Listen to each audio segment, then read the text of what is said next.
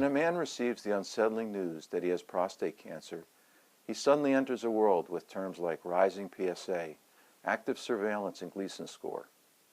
Hi everyone, my name is Dr. Howard Lewine. I'm an assistant professor of medicine at Harvard Medical School and a senior editor at Harvard Health Publications. In this brief video, we will be speaking with Dr. Marc Garnick, Gorman Brothers Professor of Medicine at Harvard Medical School and Editor-in-Chief of Harvard's annual report on prostate diseases. Dr. Garnick will preview research he's studying for the 2016 report and will offer key questions what you should ask your doctor if you've received a cancer diagnosis. The Harvard report will also cover other prostate conditions, such as prostatitis and enlarged prostate. But first, Dr. Garnick will describe top developments making news this year in prostate cancer research.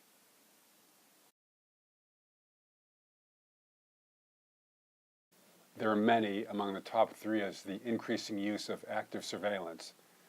Men who have been diagnosed with prostate cancer who do not necessarily need to undergo active therapy at this time.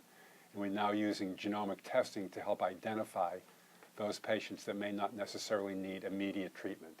So that's one very, very important aspect.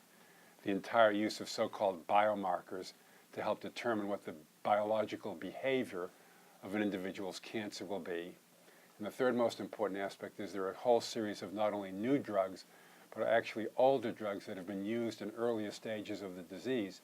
So for example, there's been a lot of press coverage about the use of chemotherapy in a small subset of fit men who happen to present with advanced forms of prostate cancer. In the past, chemotherapy has been used in later stages of the disease when patients had gone through multiple types of treatment. Now the potential use of chemotherapy earlier in patients that have advanced forms of disease may be very, very important.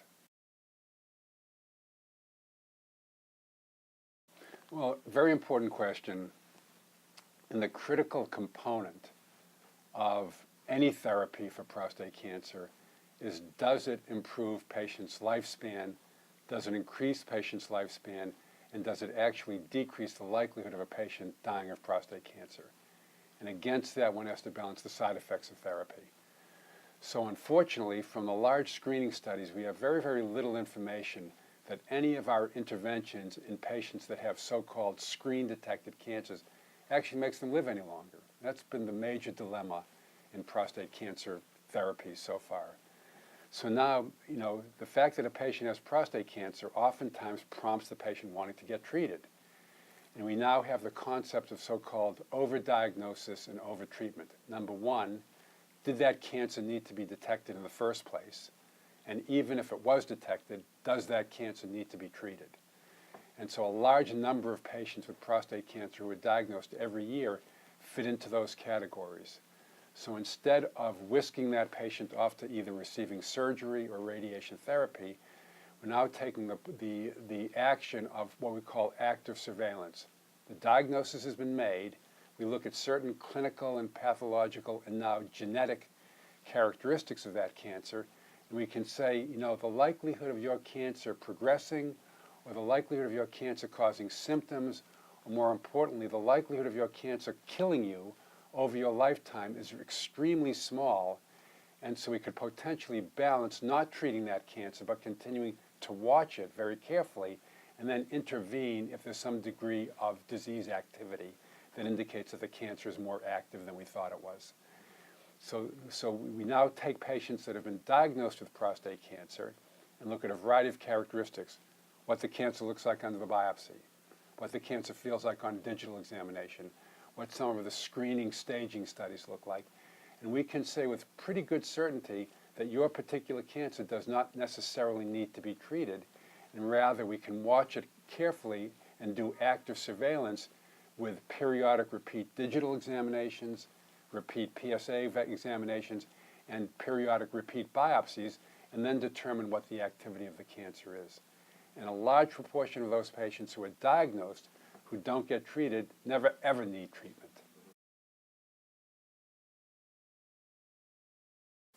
By far, the several most important questions are, number one, did my cancer need to be diagnosed in the first place?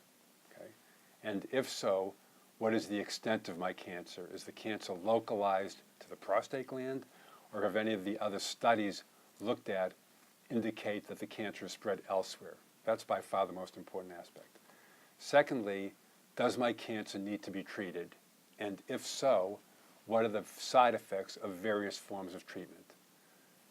Is it going to change my lifestyle? Is it going to impact my ability to urinate? Is it going to affect my ability to have sexual activity with my spouse? Very, very important. Those side effects are critically important. And the third is, if I get treated for prostate cancer and the cancer comes back, what happens then? So I think those are the three most important aspects. Did the cancer need to be diagnosed and if so, did it need to be treated? What are the side effects of treatment if I decide to undergo therapy? And if I get treated and the cancer comes back, what's happening at that point? Thanks, Dr. Garnick. If you would like to learn more, you'll find a link to the 2016 Annual Report on Prostate Diseases at health.harvard.edu. For Harvard Health Publications, I'm Dr. Howard Lewine. Thanks for watching.